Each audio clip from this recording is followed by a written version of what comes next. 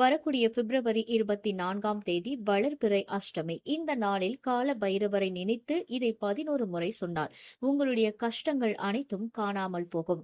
உங்களுக்கு கால பைரவரை பிடிக்கும் என்றால் ஓம் கால பைரவாய நமக என்று கமெண்டில் பதிவிட்டு இந்த சேனலை சப்ஸ்கிரைப் செய்து கொண்டு இந்த நல்ல தகவலை அனைவருக்கும் பகிரவும்.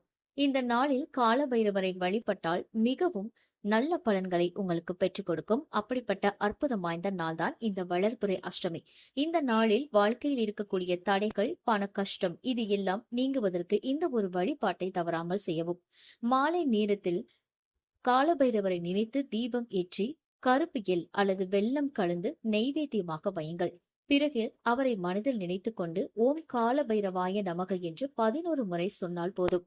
உங்களுடைய பண கஷ்டம் இது அனைத்தும் நீங்கி வாழ்க்கையில் நல்ல முன்னேற்றம் தொடங்கும். இப்படிப்பட்ட இந்த அஷ்டமி நாளை தவறவிடாதீர்கள்.